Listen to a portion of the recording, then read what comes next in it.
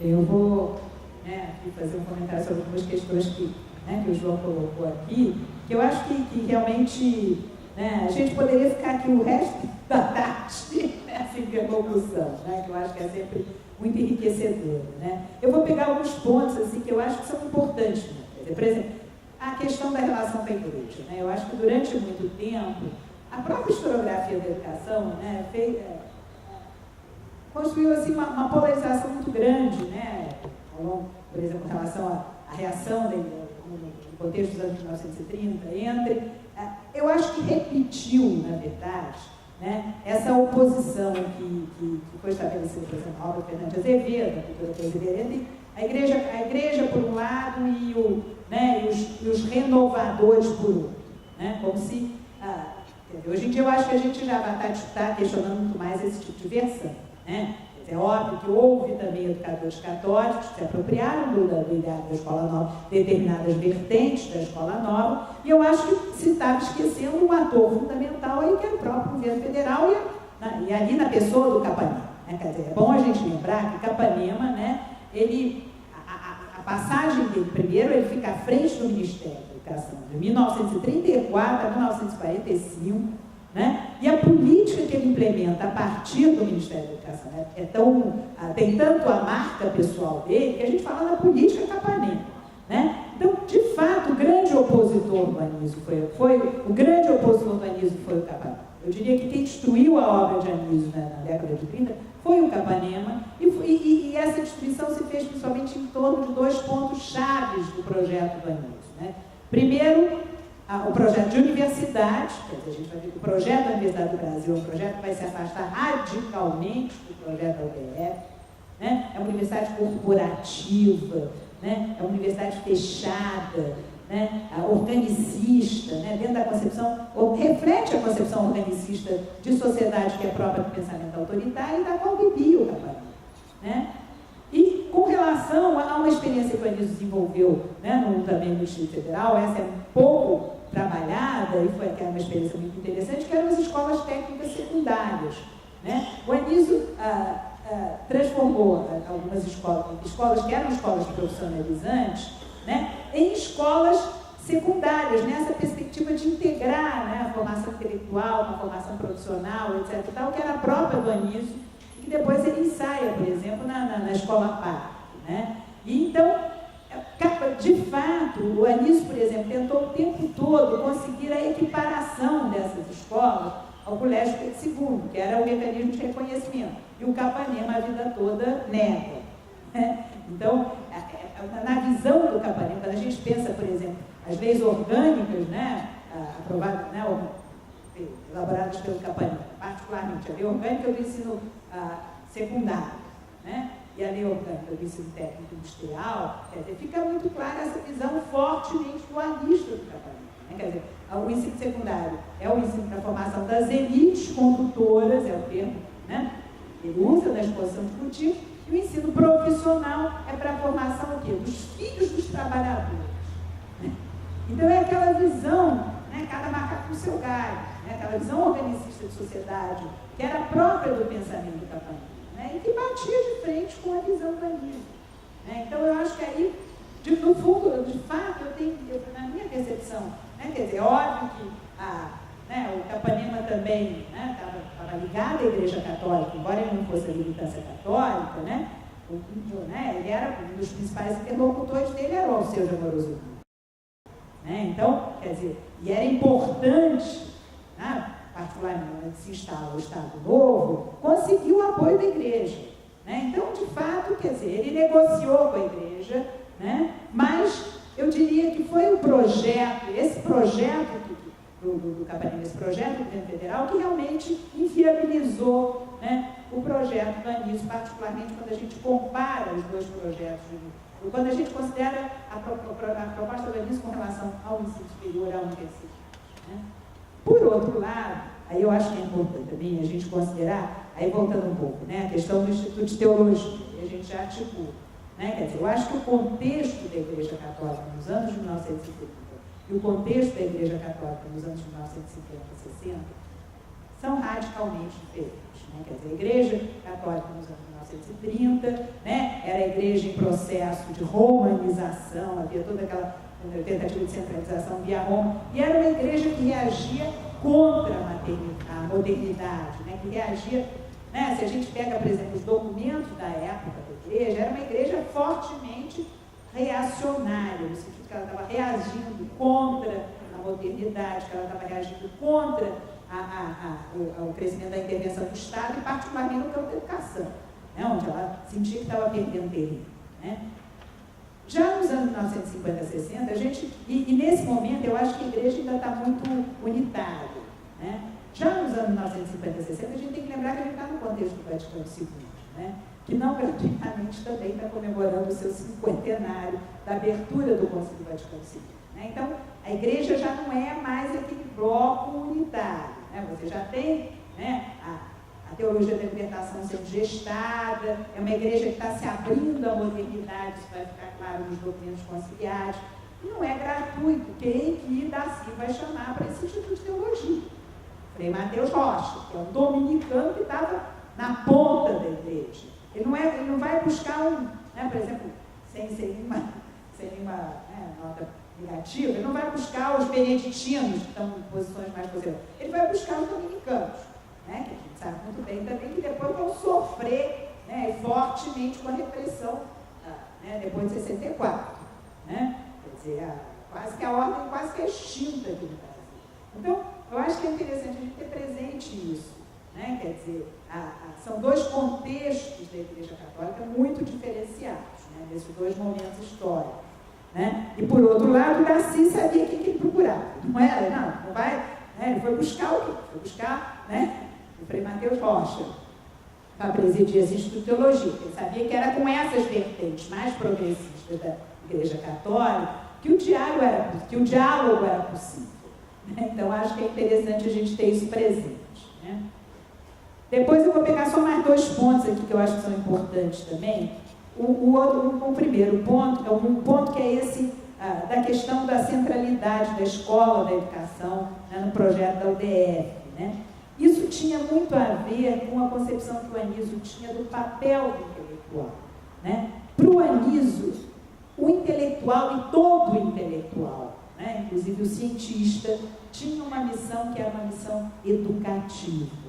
Né? Se o Anísio partia né, desse pressuposto que era preciso disseminar o espírito científico pela sociedade como um todo, para que essa sociedade progredisse, avançasse, né? O papel do cientista era fundamental e era um papel essencialmente educativo. Né? Então, na percepção do Anísio, quer dizer, a universidade era por excelência o local de formação do mestre. Né? Eu uso, por exemplo, né, esse termo, né? Que eu escrevi sobre a experiência da UDF, nessa ideia, isso era a própria missão do intelectual. Né? Então, isso justifica a centralidade que a Escola de Educação ocupou, né, no âmbito da UDF. Além dessa implantação clara que a gente percebe essa coisa gradativa. Né? Ele começa, cria a escola secundária, transforma a escola de professores, né, passa a escola de professores para nível superior, depois cria a universidade, incorpora a escola à universidade. Né? Então, muito as iniciativas do Anísio tinham sempre esse caráter muito interessante, era uma coisa assim progressiva, ele ia implantando, né, aos poucos, né, tinha essa questão muito forte, né, nas várias instituições que ele teve. Né? E depois outra questão também que eu acho que é importante, que o João colocou aqui, tem essa questão da centralidade do conceito de cultura, o pensamento do Anísio, que a gente né, se remeteu a esse texto, que é um texto do Anísio dos anos 1930, em que ele já está, né, apontando a diversidade cultural como um componente de para ele, né, uma cultura progressiva é uma cultura diversa.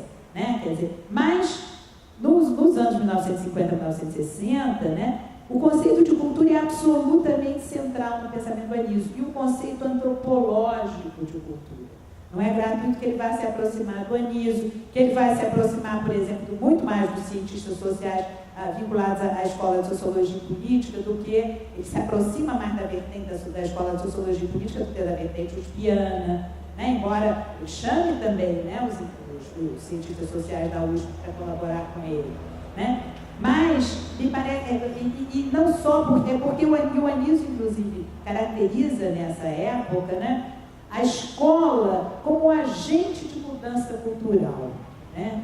E é interessante porque isso está diretamente ligado à concepção que o Anísio tinha de desenvolvimento, né? Para o Anísio não era possível que o país se desenvolvesse, né, se não se criasse. Ele usa também o termo de consciência que ele bebe lá do ISEB, né? Se não se criasse uma consciência favorável ao desenvolvimento, né? Então, e aí é que ele botava, a escola tinha um papel fundamental nesse processo, né? E a escola percebida como agente de mudança cultural, né? Dentro de uma chave, né, que até hoje a gente pode considerar uma chave talvez limitada, né, para o Anísio nessa época, né, o fundamental era o que ele pensava como mudança cultural, né? Seria no sentido de passar de uma sociedade dominada, né, fundamentalmente agrária, né, dominada pelos valores rurais, etc. e tal, para uma sociedade de tipo urbano, né, dominada, quer dizer, por uma civilização urbana industrial, né? Isso era o que ele percebia como era o ponto de chegada, né, que se apresentava para ele, né? Mas nesse processo a escola tinha um papel fundamental, né? E ela era apenas a escola que permitiria fazer essa passagem, né, de uma sociedade, né, ainda muito dominada pelos valores tradicionais, pelos valores, por uma sociedade propícia ao desenvolvimento, né? Então, eu acho, a gente não falou aqui, mas eu acho que nos anos 50 e 60, eu acho que esse conceito assume uma maior centralidade ainda no pensamento da Augusto. Eu acho que é basicamente isso. Essa questão do Anísio como ministro, eu concordo em gênero numerical aqui com o João. É muito interessante porque, por exemplo, nós fizemos um levantamento entre 1951 e 1964, se sucederam 18 ministros à frente do Ministério, entre efetivos e interinos, 18. E o Anísio consegue permanecer. Olha, tem essa crise, né, do manifesto dos bispos, né, do Rio Grande do Sul, é pedida a cabeça do Anísio, a cabeça do Anísio é pedida para o Juscelino. O Juscelino chega a ficar meio balançado, porque é a hierarquia católica, né, que está lá solicitando a saída do Anísio, né? O Anísio acaba conseguindo se manter por conta de toda a mobilização, né, que ocorre em torno disso, uma mobilização na qual Darcy Ribeiro tem um papel fundamental, né? E o que é interessante é que ele permanece, ele é a equipe dele, né? É interessante, né? E a equipe dele ainda vai conseguir permanecer à frente, por exemplo, no ano do INEP, até 1968, né? 70 é o ano crítico. E aí, 70, quer dizer, toda essa estrutura montada pelo Anísio a partir do INEP, né? O Centro Brasileiro de Pesquisas Educacionais, que tinha uma biblioteca que à época foi considerada a melhor biblioteca especializada na América Latina, né? E que está hoje depositada lá no campus da UFRJ, sendo comida pelas praças, né? E, infelizmente, é uma coisa triste, mas é essa a realidade, né? Mas os centros regionais de pesquisa, os centros de treinamento de professores que já tinham segregado esses centros regionais de pesquisa, né? Os centros de recursos audiovisuais, o Anísio tinha construído uma rede, né, por todo o país, né? Essa rede foi destruída, será definitivamente destruída em 70, em nome da reforma administrativa, em nome da racionalidade técnica administrativa, né? A gente sabe quantas vezes que ela foi usada, né, com modificações de ordem nitidamente político-ideológico. Mas realmente toda essa rede vai ser extinta definitivamente em 70, em nome da racionalidade técnica administrativa.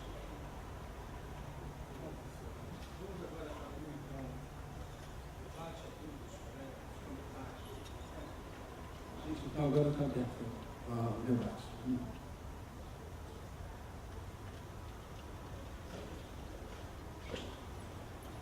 Achei muito boa, muito interessante as discussões e gostaria de perguntar em relação a essa mudança cultural que você mencionou, não da sociedade como um todo, mas a transformação cultural dos professores, que foi um dos pontos que você mencionou. De fato, vendo historicamente, a gente vê que houve uma mudança no sentido de incorporar pesquisa, de incorporar ensino científico, etc. Bastante significativo. Isso significou uma mudança radical em termos do Brasil, inclusive no contexto internacional. Agora, você vê que tem havido uma mudança também na cultura, no sentido pedagógico, e isso parece um aspecto mais possibilizado, né? Vou aproveitar aqui o microfone para fazer dois comentários. Um a respeito do que o Lino falou sobre a UNB e o outro sobre o Agostinho da Silva.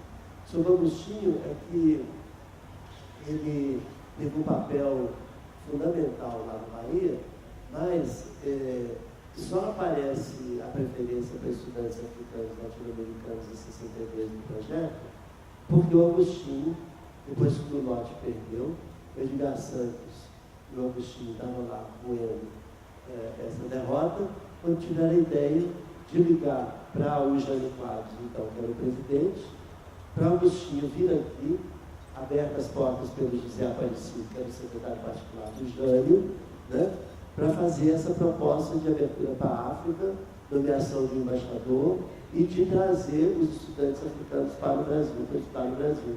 Então, o Agostinho e o Aparecido estão na origem dessa proposta que o marxismo incorporado na UNB. Né? E o que a senhora falou sobre a biblioteca, a maior biblioteca da América Latina, o que se sabe aqui em Brasília, eu sou de 39 anos entre Cultura e Educação, o Ministério aqui em Brasília.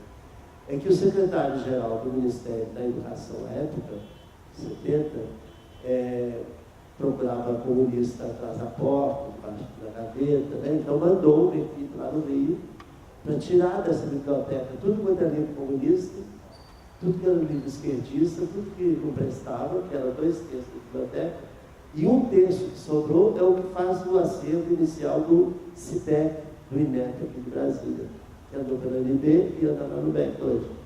Então, você vê, o melhor da biblioteca é o que a senhora disse que está cobrido lá pelas classes.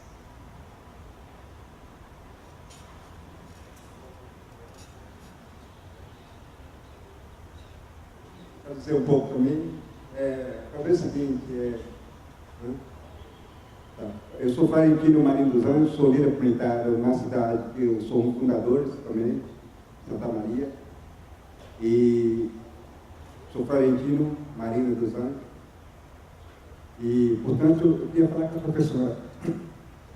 No tempo do Anísio, eu entrei na história em 76, eu entrei na história, Brasília, ano 85. E agora eu estou na comissão para falar do NB, dos 50 anos. Eu estou aqui, cheguei aqui, eu vim do interior de Goiás, Formosa, em 1959, 2 anos antes de ser inaugurado, o NB. Então, de 68 para cá, eu quero falar na comissão da verdade. Muito obrigado.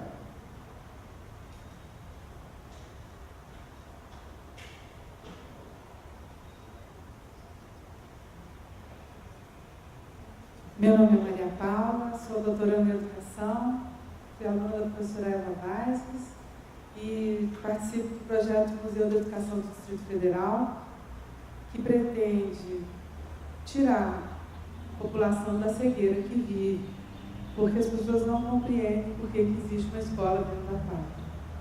Eu queria perguntar a vocês, como é que vocês conseguem imaginar a conservação de uma memória quando a sociedade se modificou? Quer dizer, o que esse museu tem que guardar? Porque o produto da educação Vanessa Teixeira é o ser humano. E esse ser humano, ele se vendeu, ele mudou completamente o seu foco. E eu não sei assim, qual é aonde a gente deve levar as pessoas. Porque como é que você mostra esse ser humano? Se esse ser humano existe, ele é possível? Eu vou fazer duas considerações aqui a respeito de duas questões que foram colocadas, né, que eu acho que de alguma maneira estão interligadas, né? A primeira é essa, acho que foi a primeira questão, se efetivamente essa mudança na mentalidade dos professores, a proposta pelo Aniso, até que ponto ela se concretizou, né? Eu acho que foi uma pergunta que foi feita aí. Eu diria que de fato, né, a pós-graduação se implantou no país, né, que a gente tem uma pós-graduação hoje em dia internacionalmente reconhecida, né, mas eu diria que, sem sombra de dúvida, né, a criação da pós-graduação no Brasil, ela garantiu que a pesquisa permanecesse no interior da universidade, que a pesquisa permanecesse vinculada à universidade, né, porque havia correntes que defendiam que a pesquisa se fizesse nos institutos fora da universidade, né? Então isso eu acho que foi uma coisa que se garantiu sem sombra de dúvida, né? E eu acho que nossos cursos de pós-graduação, pelo menos, né, aqueles melhores cursos que geral estão nas universidades públicas, né, nas universidades federais, realmente são espaços de produção de conhecimento dentro das mais diversas áreas, né? A questão da pós-graduação como espaço de formação de professores, eu diria que até do ponto de vista formal acabou se efetivando, né? Hoje em dia, ninguém faz carreira universitária sem ter pelo menos um mestrado, na maior parte das vezes já precisa de um doutorado, atualmente as pessoas de um doutorado. Só que eu diria que isso acabou sendo uma exigência mais formal, né? Quer dizer, eu diria que essa é uma coisa, a gente tem essa tendência, né, ao credencialismo, né? A gente gosta, por essa mudança de fundo, né, nas práticas pedagógicas, né, no sentido de um trabalho mais coletivo, etc. E tal, eu acho que isso ainda tem muita dificuldade para se implantar, e eu diria talvez que cada vez mais, né, porque eu acho que a gente está vendo, né, esse pessoal novo, entrando, está ingressando na carreira universitária, vem com a cabeça, até por conta das mudanças que se deram no contexto da sociedade em que a gente vive, né, são cada vez mais individualistas, né, mais competitivos. Eu acho que cada vez esse trabalho coletivo se torna mais difícil para qualquer um, né? Então, eu acho que eu diria um pouco por aí, e aí um pouco remetendo que você perguntou, porque eu acho que o museu nesse contexto é cada vez é muito mais importante, né? Porque eu acho que tenha, eu acho que o trabalho de vocês, né?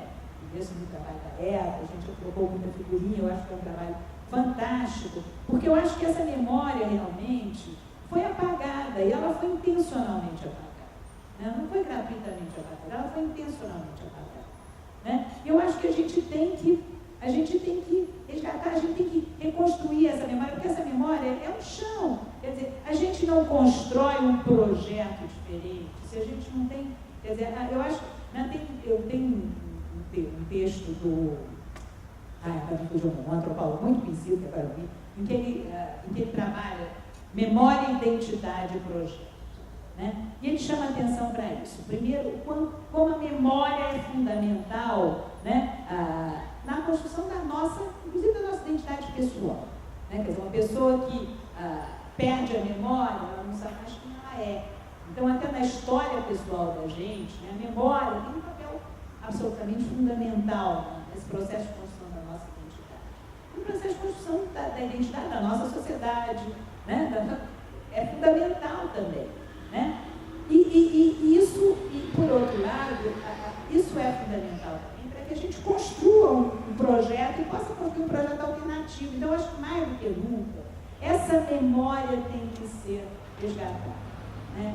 E é exatamente uma memória, até porque ela foi intencionalmente apagada, né? E ela foi intencionalmente apagada por esses regimes ditatoriais. Então, ela faz parte, eu acho que para que a gente, né, consiga continuar avançando, né, em direção realmente a uma sociedade mais participativa, mais democrática, etc. Então, o resgate, né, eu não diria que é resgate, que a gente reconstrói, né, a gente não resgata, a gente reconstrói, né, dessa memória, ele é fundamental. Né? E aí, por exemplo, eu estava me lembrando aqui também uma questão que o João falou, essa coisa da democracia, como a democracia era um valor absolutamente central para ele. Né? E era uma concepção de democracia que eu diria que é uma concepção que a gente vê hoje retornando. Né? O Anísio, por exemplo, para ele, ele tem um texto do Dewey, do John Dewey, né? que é um texto, na verdade, é um discurso que o Dewey pronuncia numa cerimônia em que ele está um jantar que se estava comemorando os 80 anos, né, do John Dewey. Né? E aí, o discurso que ele pronuncia tem um título assim, A Democracia como Ideal Moral. Né? E eu acho que a concepção do Anísio tem muito a ver com isso. Né? Quer dizer, a democracia não é uma coisa que está nas práticas formais. Né? Mas a democracia, ela se coloca para ele como um ideal ético, e é alguma coisa que tem que atravessar todo tipo de relação, as relações familiares, as relações dentro da escola. Né? O Anísio dizia, por exemplo, para ele o que era uma escola democrática? Uma escola democrática era uma escola que não fosse uma escola includente, era uma escola aberta a todos, mas era também uma escola onde houvesse uma gestão participativa, uma gestão democrática, e era também uma escola onde os alunos também aprendessem com liberdade. Né? Então, essas três dimensões estavam muito presentes. Né? Eu acho que essa ideia da democracia como valor moral, né? Ético, né? Eu estava me lembrando também de um texto muito bonito do Carlos Nelson Coutinho, né? Que faleceu recentemente, né? Ele acho que é um livrinho dele, né? Em que ele fala, ele defende a ideia da democracia como um valor universal, né? Ele usa essa ideia da democracia como valor universal, mas é mais ou menos na mesma direção, né? Seja um Anísio liberal, seja um Carlos Nelson marxista, né? Mas eu acho que essa coisa da gente resgatar a democracia como um valor moral é uma coisa absolutamente fundamental.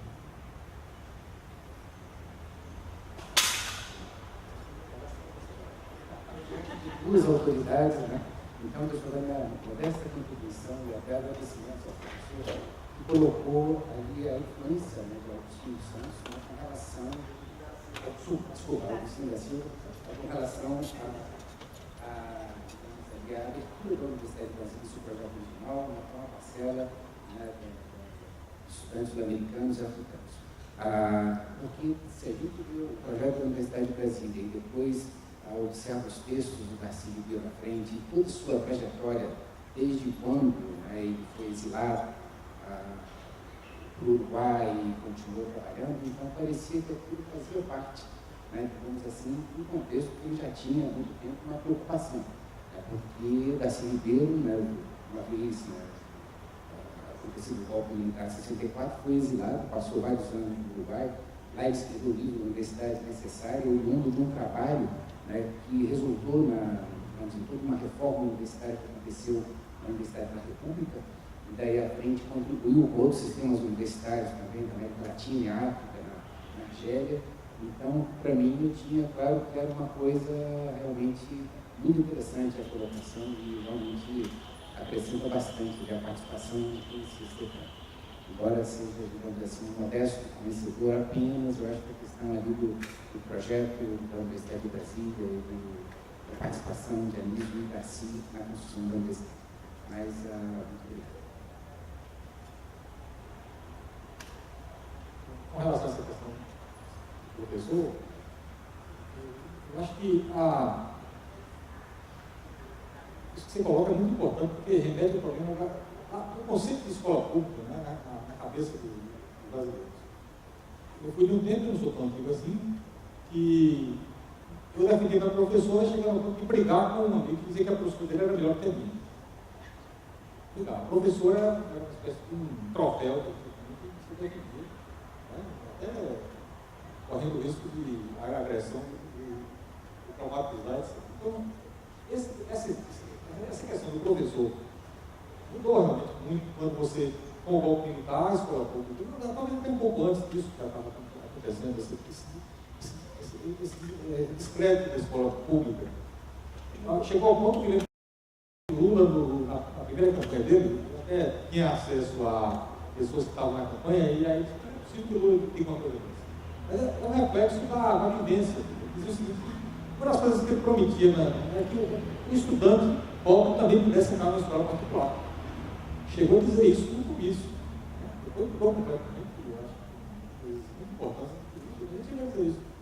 O reflexo da classe média que achava que era escola. Isso ainda está presente dentro da. Então, isso aí reflete na questão da desvalorização do professor. Eu acho que o professor, na verdade, ele ficou numa condição em que esse descrédito da sociedade em relação a ele levou a que ele não se modificasse. Ele ficasse como se fosse encarcelado, né? Ficasse num casulo, escondido, com medo de sair, botar a cabeça para fora, desse não tem a ver com isso. Eu acho que não. Agora, eu chamo a atenção, a outra colega também, esse ícone é o seu humano ali, espécie de, você acredita ou não no seu humano. Quando nós criamos a Fundação de Teixeira em 89, esse dado foi realmente fundamental para criar a Fundação, e eu mostro a você que o seu humano não é a questão do seu humano, né? Porque naquele tempo ninguém lia Luiz Teixeira, não existia um livro sequer dele editado. Hoje existem centenas de teses em todas as universidades. Por quê? Porque a gente teve capacidade, teve também um ambiente adequado, democrático, nos permitindo discutir, levantar as ideias. Não dá para se perder a esperança.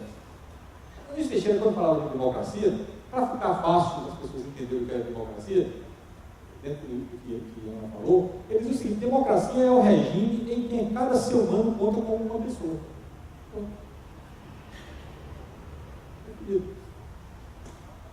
É uma organização do indivíduo. Cada ser humano é contado como uma pessoa. Não é mais uma massa de manobra, um gato, que você vai tanger, não. Cada uma é uma pessoa. Então, aqui está a essência do conceito de democracia do indivíduo. E ele, para mim, tem um grande mérito de ter colocado a questão da educação na agenda política nacional. A questão dessa compreensão de democracia. Mas ele foi um político atuante durante todo o tempo. E a gente não deve se desvencilhar dessa compreensão, a meu ver. Porque a palavra política ficou muito mal vista por conta de que a própria mídia trabalha na linha de todo político não presta, porque a mídia quer, de fato, voltar à ditadura. Para eles é muito melhor que a ditadura, e que eles possam, a elite brasileira possa estar aí mandando, desmandando, do que ter uma democracia. Eu vejo que a mídia brasileira hoje, nacional, é isso aí, entendeu? Então faz esse tipo de coisa que desqualifica o político. Mas você tem que ser político. Não é um político partidário, essencialmente. Não é um político deputado federal ou isso. E tem bons deputados federais. E nós somos os responsáveis pelos maus que existem lá. Então, Anísio sempre foi político. Colocou a questão da educação na agenda política nacional. Todo o tempo foi assim. E é por isso que nós estamos voltando a ele. A sua obra está aí. Está voltando. As pessoas estão lendo Anísio Teixeira. E lendo Anísio Teixeira com aquela visão que Anísio Teixeira não disse toda a verdade. Simplesmente como iniciador, simplesmente contribuiu. Nós agora temos que os diálogos são para isso, para que a gente possa atualizar tudo isso, levar a vida para frente. Eu chamo a atenção também, Ana e Murilo, para uma questão ainda no nosso debate sobre a universidade, para uma afirmação que Darcy faz no Universidade Necessária, que eu achei muito interessante. Ele mostra que no início do século XX, os Estados Unidos não tinham quase que prêmio Nobel. A Europa tinha praticamente todos os prêmios Nobel. E ele vai mostrando a estatística de como vai evoluindo isso. Como as universidades americanas vão crescendo ao ponto de fazer praticamente 90% dos prêmios Nobel. Contra uma Europa que tinha a hegemonia antes. Ele diz o seguinte: ele diz que a Universidade Europeia é formada, basicamente a Universidade Clássica Europeia, é formada como uma espécie de lugar em que vai ter eco a posição da aristocracia. E a Universidade Inglesa, de Oxford, na origem não, já no século XIX, bem para trás. No século XIX, qual era a finalidade? Era botar a aristocracia inglesa para adquirir os bons hábitos da diplomacia, da fala, era isso, era para poder garantir a continuidade da aristocracia em cima da forma britânica de ser. Saber falar com as pessoas, saber dialogar, saber convencer, para a própria manutenção da aristocracia. O que ele vê na Universidade Americana é uma coisa diferente. E aí, isso ele atribui a essa evolução da Universidade Americana, a vinculação da universidade com a comunidade. essencial isso. E é curioso que o Alfred Whitehead é que vai fazer mudança disso. O Whitehead foi um grande matemático hoje, né? Britânico, depois trabalhou nos Estados Unidos e foi quem criou a extensão. A atividade de extensão é a criação do Whitehead, que é chamada Universidade de Serviço. Então, essa é a mudança que Whitehead, contraditoriamente sendo um britânico formado em Oxford e tal, o Cambridge, se não me engano, é uma das duas, vai para os Estados Unidos, matemático, lógico, dos mais famosos, e vira um reformador da universidade. E ele introduz a atividade de extensão. Então, essa atividade é essencialmente a atividade vinculada à questão da comunidade. Então, o Darcy atribui a essa vinculação com a comunidade o progresso da Universidade Americana. Então, eu digo a você, são princípios, são formas de atuar, mas que levam a gente a restaurar esse papel do indivíduo. Dessa discussão, desse assunto, eu entendo que a Anísio Teixeira tem que ser estudado em Colômbia. Eu acho que é um caminho de volta que ele merece. Então, eu pergunto para a professora Ana Valesca, como é que ele... Porque quando eu tive a ocasião de conversar com a professora de lá, eles não sabem quem é. Quer dizer, uma pessoa que formou uma geração, que influenciou a cultura do nosso país e que defende a cultura miscigenada e misturada e sem fronteira, ele tem que voltar. Não, mas por que só Colômbia? Não entendi por que Colômbia. Não, Colômbia e aqui, né? Naturalmente, acho que principalmente aqui. Deixa eu ver se tem mais alguma coisa. Não, basicamente é isso. Boa tarde, eu sou o professor José, da Faculdade de Educação, sou doutor em Antropologia aqui pela UNB, mais um antropólogo, assim como Darcy, envolvido na questão educacional. Né? Então, a minha pergunta para a mesa, para os meus professores aqui, especialmente para a professora Ana Valesca, é quando ela fala sobre a questão cultural, a importância, né, do conceito de cultura em Anísio Teixeira. Eu me lembro, né, pelas coletâneas agora, recém-publicadas, né, pelo jornalista que acompanhou, inclusive, o Darcy Ribeiro, durante o seu mandato como senador também, das memórias do Darcy, ele comenta exatamente desse encontro, né, entre Anísio e Darcy, que não foi um encontro lá, assim, muito amistoso nem amigável. Inclusive porque, né, pelo menos essa foi a impressão do Darcy com o Anísio Teixeira. O Anísio Teixeira era um almofadinho, né? Vivia todo, né, muito bem domado, com a gravatinha borboleta, né? Não sei se influência britânica, mas enfim, que exatamente esse diálogo, né, entre Anísio e Darcy, e o Darcy também um jovem antropólogo acabando, né, de voltar de campo, né, fazendo a pesquisa lá entre os índios. Então, né, cheio de motivação, inclusive, nessa busca de uma nova identidade nacional, de uma nova cultura. Eu queria que você comentasse um pouco essa importância, né, dessa mudança de conceito de cultura, que você também acabou colocando, né, que, pelo menos assim, essa era a minha visão, do Anísio Teixeira também, que o Anísio tinha uma visão própria da educação, mesmo voltada para o desenvolvimento, uma visão desenvolvimentista, né? E que também não me deixava, assim, pela minha leitura, um certo ranço também ocidental, né, europeizado. Né? Eu fico imaginando também, né, a época de Getúlio Vargas, né, nosso Vila-Lobos, tentando introduzir, né, a educação musical nas escolas, né, e convencendo Getúlio Vargas a fazer as homenagens lá na Semana da Pátria, com um coral imenso de crianças, etc., exatamente tentando, né, esse diálogo entre uma cultura erudita europeia e uma procura de uma identidade nacional. Então, eu queria que você comentasse só um pouquinho desse encontro assim, entre culturas, né, entre Darcy e Anísio. Obrigado.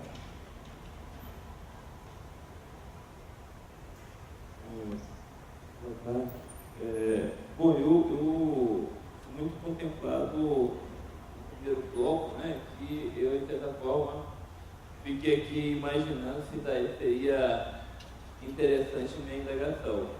Mas, assim, pelo menos, são algumas questões aí ficam claras, né?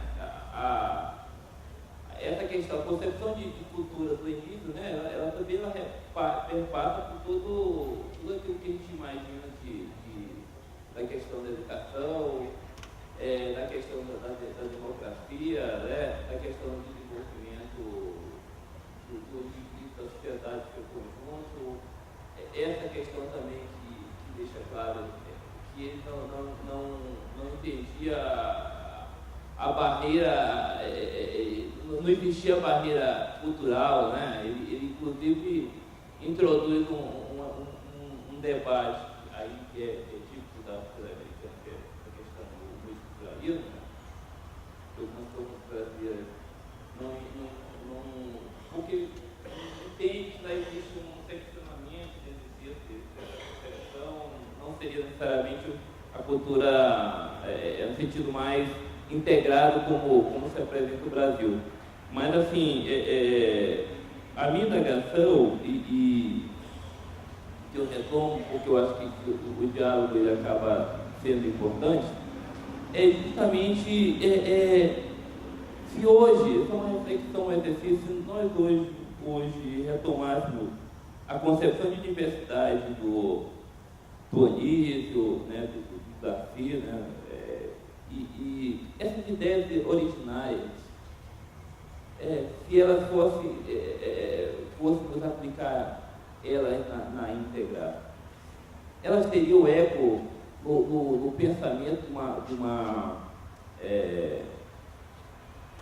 no pensamento de uma universidade avançada, ainda seria avançado isso, se nós aplicássemos isso em relação ao que nós temos hoje da Universidade Brasileira? Foi uma reflexão.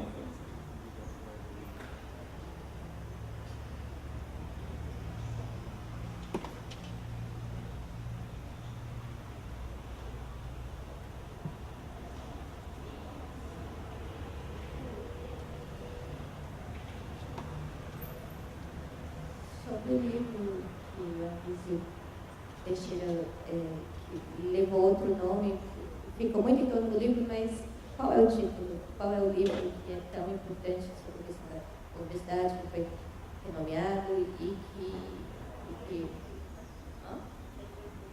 isso, cara. Igreja Proibido e que não se revelou aqui. Então, agora.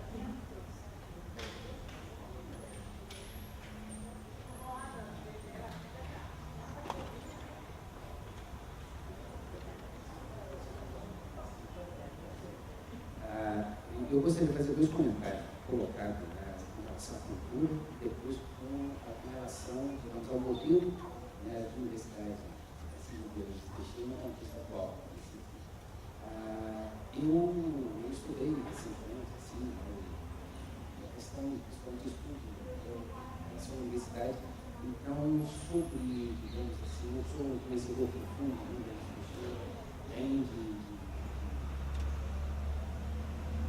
assim inteiro, mas uma coisa que eu fiquei muito surpreso no conceito de cultura, a partir dos trabalhos que eu vi, inclusive, do professor Pesca, do professor João, outros, foi a contemporaneidade desse conceito com relação, inclusive, às políticas que foram, digamos assim, praticadas, principalmente nos dois primeiros governos do principalmente através da atuação do ministro Gilberto Gil.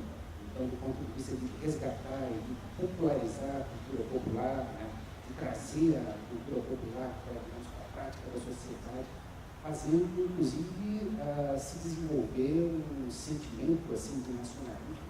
O Brasil breve, bom, tem 53, mas esse papo de 50 anos, eu nunca vi. Então, uma coisa que era justamente uma coisa que me pareceu muito próxima. Né? Ou seja, para mim, eu acho que então o Gilberto Gil, as práticas assim que foram incorporadas nas suas políticas implementadas no Ministério da Cultura, eu acho que deveu ali um pouco do espírito do Anísio Teixeira para a implementação desses conceitos todos. Então, porque a senhora crescer, isso apareceu muito nas questões inteiras, como as políticas implementadas no último governo, que iam muito nessa direção de tornar a cultura prática da cultura popular relevante nacionalmente. E aí que a gente, que o professor João estava falando, ou seja, a própria universidade de organizar e reorganizar organizar. Eu acho que nesse sentido as coisas estão mais vivas. Com relação à pertinência, né, do projeto universitário do Anísio Teixeira, da CDB, da estrutura, né, que foi planejada pela Universidade de Brasília, para mim, aquele projeto é extremamente atual, contemporâneo, né, talvez alguns pequenos detalhes, ajustes, mas tem inclusive uma coisa muito próxima, né, ao sistema norte-americano, ao sistema canadense, ao que foi construído, tentou se construir na Europa, com o espaço europeu de educação superior, o processo de Bolonha, de dar uma certa racionalidade na universidade do ponto de vista de formação, porque aí permite, digamos assim, que se tenha a formação em 2 ciclos, né, ou seja, uma formação inicial, básica, importante, propedêutica, fundamental, né, para que o estudante ele possa compreender melhor assim assuntos mais avançados e depois uma formação específica. Então, tem, do ponto de vista bastante aberto, eu acho que é um modelo bastante atual ainda, inclusive ele foi, digamos assim, a base da proposta feita pela União Nacional de Estudantes, pela Academia Brasileira de Ciências, ainda na discussão da reforma universitária de 2004, quando aparecia lá o ciclo básico, né? Depois, essa parte toda foi deixada de lado, aí veio o DEUN, o Plano de Estruturação e Expansão das Universidades Federais Brasileiras, que colocou muito daquele conteúdo também, né, daquela proposta de tentar racionalizar melhor e resolver, de fato, os problemas mais graves da educação superior, da educação universitária brasileira, né, que vem, digamos assim, fugindo do nosso sistema. Então, eu acho que ali tem remédio para muitos dos problemas crônicos que a gente se enfrentaram na educação superior. Então, eu acho que essa pergunta, inclusive, ela pode ser colocada amanhã, né? À tarde vai ter uma mesa, né, com o professor Manuel Palácios, né, com o professor Manuel sabe, onde isso tudo vai ser debatido, né, e esse aspecto da contemporaneidade, da proposta da Anísio Teixeira brasileira, é fantástico. Por exemplo, um exemplo claro, a universidade. Na verdade, no início, o secretário de Educação Superior na época, Nelson Maduan, ele convidou o ex-titular da cientista brasileira, para estruturar essa universidade. Então, foi montada uma equipe, se não me engano, com 40 acadêmicos, cientistas brasileiros, chamados da área científica, das ciências duras, para estruturar uma universidade. Então, são os vários viéses de pensamento, né, acadêmico, político, seja, e eles chegaram ao modelo de formação que é justamente esse. A gente não vê, digamos assim, a diferença da Brasília naquela proposta. Mas todos os seus argumentos, né, toda a base, digamos ali, de colocação daquela proposta, ela também vai resolver os problemas mais críticos da educação superior brasileira do ponto de vista da formação universitária.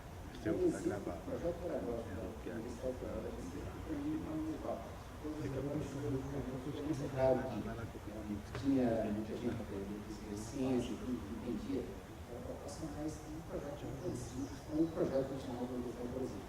Hoje, os estudantes da Universidade Federal da Brasileira entram com o curso de bacharelado em Ciência e Tecnologia, depois então tem a opção de completar sua formação depois de 3 anos, fazer mais 2, ou mais 1, mais 2, várias engenharias, etc. Agora também a formação em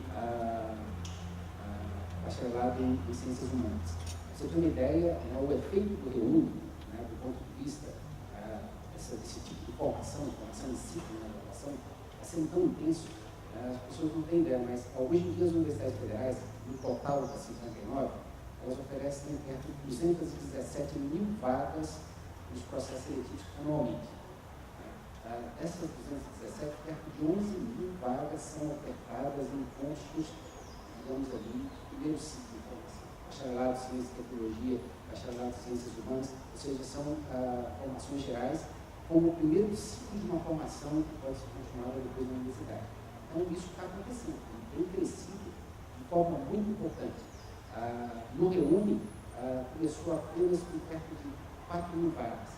Depois que o REUNI começou, sem nenhuma pressão do MEC para que acontecesse essa disputa, as próprias universidades federais começaram a entender pelo modelo interessante, começaram a incorporar esse tipo de informação nos seus cursos, nos novos campos, né, principalmente ali quando está sendo criado. Então, esse modelo de formação ele está se fortalecendo a cada dia e está acontecendo de uma maneira muito rigorosa e muito bem, digamos, uma base bem brasileira, bem nacional, né, que é o projeto da Universidade de Brasília. Vamos ver por onde que a gente começa. Não, essa questão, por exemplo, do conceito de desenvolvimento de cultura, né? O professor quer dizer, eu acho que é interessante que, por exemplo, quer dizer, a questão do desenvolvimentismo, primeiro está informando o pensamento anismo nos anos 50, 60, né? Mas desenvolvimentismo né, tem o historiador Roberto Arthur, né, usa um termo que eu gosto dessa ideia, de idioma de época. Né? O desenvolvimentismo é um idioma de época. Todos os intelectuais desse período estão se apropriando da questão. O desenvolvimentismo né, a gente não pode descartar essa questão. Né? Mas o que me parece interessante é a concepção que o Anísio tem, né, de como se pode chegar ao desenvolvimento. Né? E aí que passa pela questão da mudança cultural. Né? Então, isso eu acho que é fundamental. Com relação a essa questão da cultura, eu estava tentando lembrar, não consegui me lembrar aqui o nome de jeito nenhum. Né? Tem essa coisa dos apagamentos. Né? Na verdade, por exemplo, a gente tem uma história das ciências sociais no Brasil muito construída a partir de São Paulo. E a gente foi encontrar, né, uma das pesquisas que eu coordenei foi uma pesquisa que se debruçou sobre a gestão do Anísio à frente do INEP, quer dizer, eu fui 2 vezes, né, me debruçando sobre a atuação num primeiro momento, trabalhando mais a questão da pesquisa, da tradição de pesquisa, e num segundo momento, as propostas de formação do magistério. Né? Nessa pesquisa, onde é que a gente foi encontrar alguma referência? Há uma possível contribuição, por exemplo, do trabalho desenvolvido no CPPE à história das ciências sociais no Brasil. No trabalho tem um texto muito interessante que se intitula Os Normalistas. Eu agora estou tentando me lembrar, é uma antropóloga que escreveu a história da antropologia do Brasil. Não sei se você lembra o nome agora, não estou conseguindo me lembrar. Deu um apagamento total. Mas é na história das ciências sociais, escrita a partir da antropologia, que se valoriza a contribuição do trabalho desenvolvido no CPPE. Isso não é gratuito. Né? Quer dizer, eu acho que, de fato, ali o diálogo maior, né? Quer dizer, o conceito de cultura, nesse momento, né? Está sendo central ali, vem muito mais pela via da antropologia do que pela via da sociologia. É o que permite ao Anísio se afastar, por exemplo, do conceito de cultura de Azevedo. Né? Azevedo é aquele conceito que ele chama do clássico, né? Mas é o conceito de cultura, né? Cultura erudita. É o que informa, por exemplo, o trabalho dele da cultura brasileira, essa ideia da cultura como uma cultura erudita. No Anísio Teixeira, no período está escrevendo, nos anos 50 e 60, claramente ele está trabalhando com esse conceito antropológico de cultura. Né? A cultura nessa perspectiva muito mais abrangente. Né? E ele está dialogando com os antropólogos, né? Mais do que com o sociólogo de São Paulo, da USP. Né, a vertente da USP. Né? Então, acho que isso é interessante. Né? Depois, essa coisa também será que, né, as ideias do Anísio, do Narciso, né, teriam algum eco hoje? Eu acho que, quer dizer, é óbvio que a gente não vai reproduzir aquilo. Nem acho que isso passaria pela cabeça de qualquer um deles. Né? Mas elas são uma fonte de inspiração importante. O que a gente vai sempre buscar lá fora? Né? A gente não valoriza a nossa tradição. Né? Tem um trabalho do Peter Burke, que eu gosto muitíssimo, que ele trabalha essa questão da tradição e cultura e educação, e ele chama a atenção para a importância da gente dizer a questão da tradição tem que ser muito desvalorizada no campo da educação. Né? Porque a gente tem a ideia, porque a gente vinculou a ideia de tradição com a ideia de velho. Né? A tradição é velho, e velho é aquilo que precisa ser descartado. Né? E tem uma coisa que chama, né, novidadismo no campo da educação, que eu acho que é terrível. Né? Só que aí ele se propõe a resgatar o conceito de tradição, mas o conceito de tradição como patrimônio. Né? É inteiramente diferente. Você, não, a tradição não é o que é velho, que a gente escapa, mas tradição tem esse conceito de patrimônio. Né? E eu, por exemplo, o Anísio tinha uma visão do lugar da história no processo de formação do educador, que eu acho que é muito interessante, que ele diz assim, a história, não é textualmente isso, né? Mas a história talvez seja a mais útil das ciências, como é que ele chamava? Ciências fonte da educação. Porque, auxiliares, né? Em alguns momentos ele usa fonte. Porque é aquela que permite ao educador acumular experiência e não estar sempre partindo do zero. Né? Então você acumula experiência conhecendo aquilo que já se fez. Né? Se a gente pensar um pouco, quer dizer, eu acho que a gente está precisando aprender isso no campo da educação. Né? Se a gente pensa, o que acontece com as políticas públicas? Cada novo governo, né, que se instala, passa uma borracha no que se fez até então, né, apaga tudo que se fez até então, começa, né, a gente está sempre começando de novo, né, a gente está sempre começando de novo, está sempre começando do zero. Né? Então, acho que é importante a gente tentar reverter a própria concepção que a gente tem no fundo, né? E isso é uma coisa não precisa comum mesmo, de tradição, sempre a gente ficar da velha. Né? E só mais uma observação em relação a essa questão da biblioteca do CVPE, né? Quer dizer, eu tenho um tio, por exemplo, Jader de Brito, né? Que trabalha atualmente como ele é pesquisador, colaborador lá no PROED, lá da UFRJ, né? E ele trabalhou a vida inteira, né? O diretor da revista, etc. e tal, no período do anismo. Eu já disse que ele, mas quando se fez a mudança para Brasília, ele disse que ele fez uma seleção dos livros, que só veio para cá o que era duplicado, e que o grosso da biblioteca está lá na UFRJ. Né? Agora, o triste, né, é que eu vi muito bem disso em 1999, quando o próprio MEC, né, fez uma abertura, abriu solenemente as comemorações do centenário do nascimento do Anísio, né? Houve um seminário lá que eu também participei, aí foi o Paulo Renato, a Maria Helena Castro, etc. e tal, não sei o quê, e reinaugurou-se solenemente a biblioteca. Né? Então a biblioteca foi alocada a um lugar, um local que se chama Espaço Anísio Teixeira, né? Aí se fez, inclusive colocou em exposição algumas das obras, né? Se fez um cantinho do Anísio, tem uma sala que seria, né, o espaço de trabalho do Anísio, pegar uma mesa dele, etc. e tal, não sei o que, papapá. E se começou um trabalho de higienização e de organização da biblioteca. Esse processo durou um mês. Né? Um mês depois, a biblioteca foi novamente fechada. Né? Tá lá, já houve episódios trágicos, até no caso de um gambá que teve cria dentro da biblioteca. Né?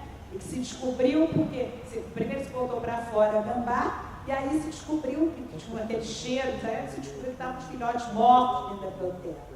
É uma coisa que me dá uma tremenda aflição, porque eu acho que isso é um exemplo do descaso da gente, né, com a nossa memória. Né? Então, esse episódio da gambá culminou aquela coisa. Está lá, quer dizer, você conseguir marcar, quer dizer, está acessível aos pesquisadores, mas tipo assim, às vezes você pega um livro, quando você pega o livro, só tem capa, né? Você faz assim e virou pó. Então eu acho, isso para mim é muito dolorido. Então, realmente, só para colocar essa questão, retomar essa questão da biblioteca, que eu preciso fazer essa observação. Infelizmente, eu vou ter que encerrar essa mesa, porque nós temos uma outra mesa. E a professora Ana Valesca tem um horário, né? É o tempo cronológico aqui. Então, tá bom. Uma colega de antropologia, professor? Eu acho que eu posso dizer o seguinte, que a obra deve sair. Se você quiser consultar esse artigo, Bases Lógicas da Teoria do Rio, ele é um artigo fundamental para quem quiser compreender a questão da cultura. E esse outro que a Ana falou aqui agora, sobre a diversidade cultural, etc. Acho que tem vários anísios, né? Como disse alguém aqui, que Anísio dizer que não tem compromisso com suas ideias, eu nunca soube que Anísio tivesse dito isso. O Darcy é que é a testemunha disso. Agora, a compreensão que eu tenho do que é isso, é que não é que ele não ia ser irresponsável, que pense daqui a pouco já muda tudo, não. O que ele dizia é que ele pensava de maneira muito consistente, porque ele pensava para fazer. E o que fazia ele avaliava. Era um indivíduo que ação e pensamento estavam colados. Essa é a característica básica do indivíduo. Então, uma pessoa que pensa para fazer não pode abandonar as ideias a qualquer hora. Então, o que anda isso aqui é que uma construção contínua. Todos esses projetos dele desde tempo, mostrando detalhadamente. Agora, ele era um sujeito não dogmático. A partir da realização das coisas, ele notasse que em todas as ideias ele mudava as ideias. Não era uma pessoa que tinha uma vinculação de ideia com uma ação muito forte. Então, os antropólogos, na verdade, não é o primeiro antropólogo que leva para a educação, não era assim. Então, você toma cuidado também que se você estudar a obra dele, é capaz de se convencer. Mas o primeiro é Thales de Azevedo, que é um filósofo, Azevedo, filósofo católico, tradicional, muito atuante, e que foi o responsável por fazer o convênio da Bahia com a Universidade de Colômbia, o Charles Weber, essa pessoa toda veio com esses convênios. Então, o Anísio trouxe esse povo todo em função de ter convencido o Thales de Azevedo a sair da antropologia para atuar na área de educação. O Anísio foi secretário de Educação e Saúde na Bahia e criou o departamento cultural, que foi dirigido por Thales de Azevedo, secretário. Então, eu recomendo que você leia, porque essa questão da europeização é meio falso isso, porque na verdade o Anísio é acusado do contrário, de ser americanizado, né? Ser mais ligado aos Estados Unidos do que à Europa, né? E ele usava, esse negócio de usar gravata borboleta, ele nunca usou gravata borboleta, ele usava gravata normal, quem usava mais gravata borboleta era Thales. Agora, se você olhar aqui essa foto dele aqui é curiosa, porque ele não usa gravata borboleta, ele usa gravata nenhuma, está com um terno, para no meio do mato, lá, todo descabelado, está com um lencinho no bolso, todo também, né? Era uma mania dele. E aliás, se você olhar uma foto do Partido Comunista, na década de 30, 40, todo mundo estava nesses trajes aí, alto, engravatado, paletó, era traje que você via nos comícios populares do Brasil, de operários, todo mundo engravatado, muito elegante. Então não é muito... Eu acho importante falar aqui também sobre a questão de Anísio com a escola integral. Pena que já quero ter ido embora, mas o Anísio trouxe essa questão da educação integral para as Platon School, né? Escolas pilotão, que eu trouxe de Detroit, nos Estados Unidos, implantou no Rio de Janeiro, como escolas experimentais, sistema Platon, e isso foi a base para a escola Parque, para o sistema escolar de Brasília depois, né? Então, esse fato também é interessante da vinculação dele com os Estados Unidos, né? Vou mostrar aqui o fato. Sim. Bom, com relação ao livro que você falou, o livro chamava-se originalmente Educação Progressiva, Introdução à Filosofia, pequena introdução à Filosofia da Educação. Ele saiu em 68, ou foi reeditado, por uma pequena introdução à Filosofia da Educação. E recentemente, pela UFRJ, uma edição que eu recomendo, que está muito bem, a introdução é muito boa, saiu pela UFRJ, uma pequena introdução à Filosofia da Educação.